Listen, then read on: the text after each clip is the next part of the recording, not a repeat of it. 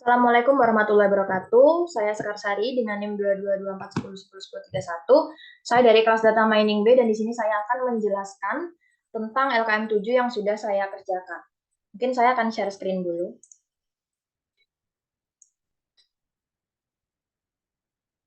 Ya, jadi untuk LKM 7 ini soalnya hanya satu, yaitu perintahnya adalah ulangi proses klasifikasi menggunakan perseptron pada dataset wine dan breast cancer dari library scikit-learn. Kemudian masing-masing gunakan perbandingan 0,2, 0,3, dan 0,4 dan tuliskan akurasinya. Nah, yang pertama di sini saya akan mengimport beberapa library yang ada di Python. Kemudian saya mendefinisikan kelas perseptron dengan beberapa metode di dalamnya, ada metode init, kemudian predict, dan train. Kemudian saya mengolah dataset wine dan breast cancer-nya itu saya pisahkan di sini untuk dataset wine-nya dan di sini untuk dataset breast cancer-nya. Nah, mungkin untuk penjelasan dari kode yang sudah saya buat ini, saya akan jelaskan langsung di Google Colab yang sudah saya kerjakan, yang sudah saya buat.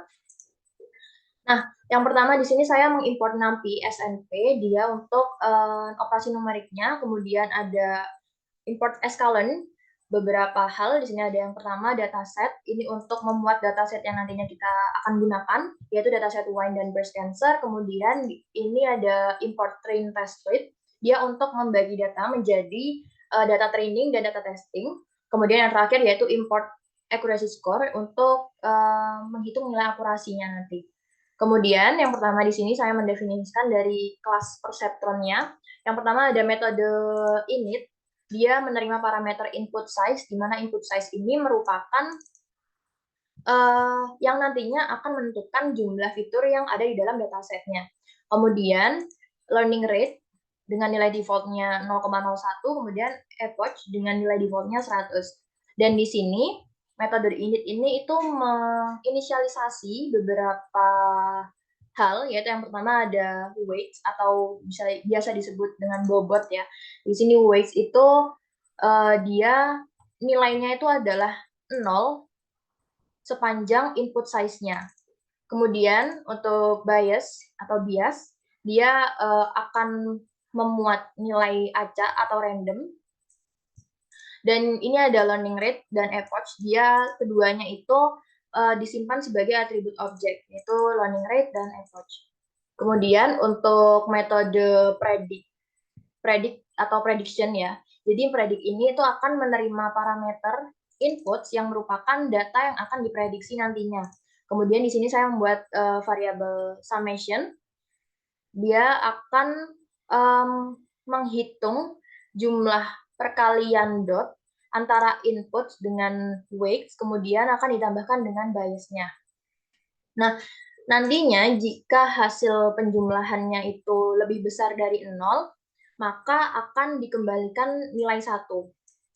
Namun jika hasilnya itu kurang dari 0 atau tidak lebih besar dari 0, maka yang akan dikembalikan itu adalah 0. Jadi di sini ada return 1 if summation-nya itu lebih dari 0, tapi jika else 0, maka yang dikembalikan adalah 0. Seperti itu. Kemudian yang berikutnya ada metode train, di mana dia untuk melakukan pelatihan model dengan menggunakan data training. Jadi di sini dilakukan perulangan, di mana for in range self epoch, ini dia akan melakukan iterasi sebanyak epoch kali, di mana epoch itu adalah jumlah iterasi yang dilakukan selama proses pelatihan model. Nah, kemudian, belum saya sebutkan, nantinya itu metode train ini dia akan menerima parameter training inputs dan label. Nah, kemudian dilakukan perulangan, setelah perulangan tadi, di dalam juga ada perulangan, jadi setiap pasangan inputs dan label, di dalam training inputs dan label, dia akan dilakukan prediction untuk memprediksi dengan metode predict yang sebelumnya sudah dibuat. Jadi pada setiap iterasinya, metode akan dilakukan perulangan setiap pasangan inputs dan label ini dalam training inputs dan labels. Nah, kemudian metode ini nantinya akan memperbarui weights dan biasnya. dengan cara yaitu dia akan menghitung selisih antara label dan prediction, kemudian dikalikan dengan learning rate. Yang untuk weights dia akan dikalikan lagi dengan inputs, tapi kalau yang bias dia hanya akan mengalihkan learning rate dengan selisih antara label dan prediction, seperti itu. Nah, kemudian di sini saya akan masuk ke dalam dataset-nya. Yang pertama yaitu untuk dataset wine. Di sini saya memuat dataset wine dan saya menyimpan datanya dan labelnya ke dalam variabel X dan Y ini. Jadi X akan memuat data, Y akan memuat targetnya dari dataset Y. Nah, kemudian saya akan melakukan testing dengan perbandingan 0,2, 0,3, dan 0,4. Yang pertama di sini saya membuat variabel test underscore size. Dia akan menyimpan perbandingan yang akan dilakukan nantinya. Jadi ada 0,2, 0,3, dan 0,4. Nah, ini untuk membagi dataset menjadi data training dan data testing dengan perbandingan yang berbeda-beda. Kemudian dilakukan perulangan for test size in test size. Jadi untuk test size-nya itu adalah masing-masingnya. Namun untuk test size-nya itu yang menyimpan ketiga test size tersebut. Ya, seperti itu pokoknya. Nah, jadi untuk setiap perbandingan yang akan dilakukan nantinya, dia akan dilakukan perulangan, di mana pada setiap iterasi itu nanti data akan dibagi menjadi data training dan data testing dengan menggunakan train test split yang tadi sudah kita import di awal. Nah, jadi X-train, X-test, Y-train, Y-test ini dia menggunakan train test split yang mana di dalamnya ini ada X, Y, test size sama dengan test size, random state-nya 42. Jadi test size ini digunakan untuk menentukan proporsi data yang digunakan sebagai data ujinya nanti atau data tesnya. Kemudian untuk random state-nya ini itu dia hanya untuk memastikan bahwa nantinya hasil dari pembagian itu akan selalu sama setiap kodenya itu dijalankan.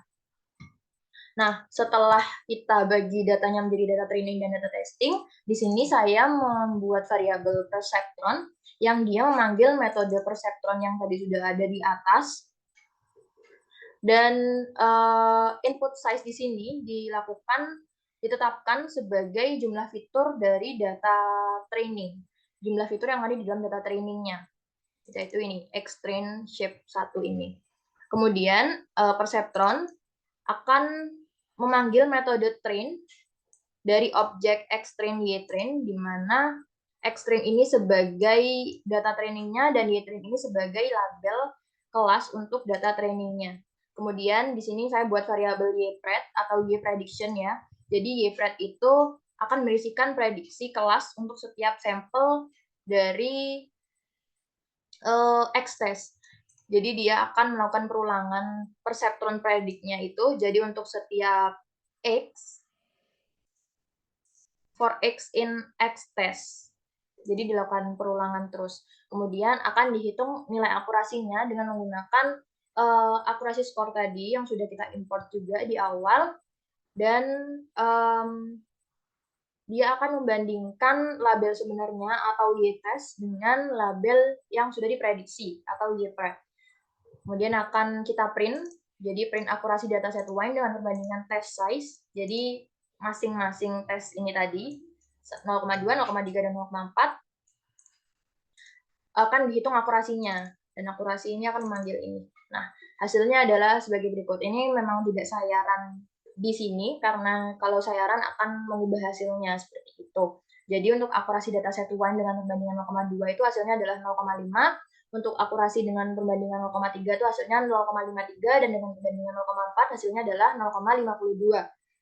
Dan yang terakhir yaitu untuk dataset breast cancer, di sini sebenarnya sama seperti pada dataset wine tadi, penjelasannya dan langkah-langkahnya juga, namun akan saya jelaskan secara lebih singkat mungkin untuk breast cancer-nya ini. Yaitu yang pertama, seperti biasa, saya akan mengimport, maksudnya akan memuat dataset breast cancer-nya dulu. Dan untuk breast cancer data itu akan disimpan ke dalam variabel X dan targetnya akan disimpan ke dalam Y. Target itu bisa disebut juga dengan label. Nah, kemudian dilakukan testing dengan perbandingan 0,2, 0,3, dan 0,4, di mana ini sudah menyimpan test size ini akan menyimpan rasio perbandingannya. Jadi test size itu adalah masing-masingnya ini. Jadi perulangan ini dilakukan sebanyak 3 kali karena di sini ada 3 perbandingan yang harus dilakukan. Nah, setelah itu ini adalah perulangan untuk test size di dalam test size. Nah, jadi pada setiap iterasinya itu tadi dibentuk atau dibagi menjadi X-train, X-test, Y-train, Y-test, atau data training dan data testing dengan menggunakan fungsi train test split yang sudah diimport tadinya. Kemudian di sini buat variabel perceptron di mana dia akan menggunakan input size yang akan ditetapkan sebagai jumlah fiturnya nanti. Ini dia menggunakan metode perceptron yang sudah dibuat sebelumnya. Kemudian di sini perceptron akan memanggil metode train dari objek perceptron dengan memberikan X-train sebagai data trainingnya dan Y-train sebagai label trainingnya. Kemudian dibuat variabel Y-pred untuk memuat label yang akan diprediksi atau target yang akan diprediksi dengan menggunakan perulangan perceptron predict X for X in X-test. Jadi dia akan memanggil metode predict dari objek perceptron untuk setiap sampel X di dalam X-test. Kemudian akan dihitung nilai akurasinya dengan menggunakan fungsi accuracy score yang akan membandingkan Y-test maksud saya dengan Y-prediksi atau Y-pred. Dan akan di-print hasilnya dengan masing-masing perbandingan. Jadi masing-masing test size ada 3 jadinya. Jadi hasilnya yaitu akurasi dataset breast cancer dengan perbandingan 0,2 adalah 0,93, sedangkan perbandingan 0,3 hasilnya adalah 0,82, dan untuk perbandingan 0,4 hasilnya adalah 0,80 atau 0,8. Berikut tadi adalah penjelasan tentang kodenya, dan sekarang ini untuk hasilnya tadi ya, outputnya untuk dataset wine dan untuk dataset breast cancer. Dan untuk hasil dan analisis datanya, jadi pada pengerjaan LKM 7 ini, saya membuat kode yang merupakan bentuk implementasi sederhana dari algoritma perceptron dalam Python, dan perceptron itu sendiri merupakan algoritma machine learning yang paling sederhana untuk klasifikasi biner. Implementasi ini diuji pada 2 dataset yang berbeda, yaitu dataset wine dan dataset breast cancer, yang mana untuk setiap datasetnya, data akan dibagi menjadi data training dan data testing dengan rasio perbedaan 0,2, 0,3, dan 0,4. Untuk hasil yang didapatkan dari kode yang sudah saya buat adalah sebagai berikut, yaitu untuk dataset wine, akurasi perbandingan 0,2-nya adalah 0,5, untuk perbandingan 0,3-nya adalah 0,53, untuk perbandingan 0,4-nya adalah 0,52. Dan untuk dataset breast cancer-nya itu sendiri, akurasi dengan perbandingan 0,2-nya adalah 0,93, untuk perbandingan 0,3-nya adalah 0,82, dan perbandingan 0,4 adalah 0,80. Dari hasil yang didapatkan, dapat diketahui bahwa perubahan rasio data training dan data testing mempengaruhi akurasi model pada dataset.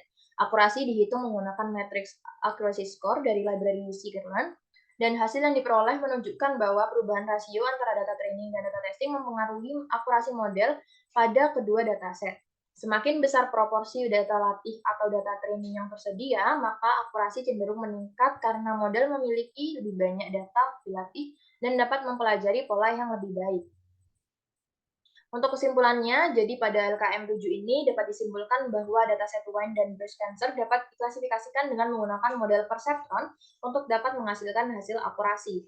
Perceptron merupakan algoritma yang digunakan untuk klasifikasi biner yang mana input data dipisah menjadi 2 kelas yang berbeda. Untuk dataset wine, akurasinya cenderung rendah dengan 0,5 pada perbandingan 0,2, 0,53 pada perbandingan 0,3, dan 0,52 pada perbandingan 0,4. Sedangkan untuk hasil akurasi yang dihasilkan dataset breast cancer lebih tinggi, yaitu 0,93 untuk perbandingan 0,2, 0,82 untuk perbandingan 0,3, dan 0,80 untuk perbandingan 0,4.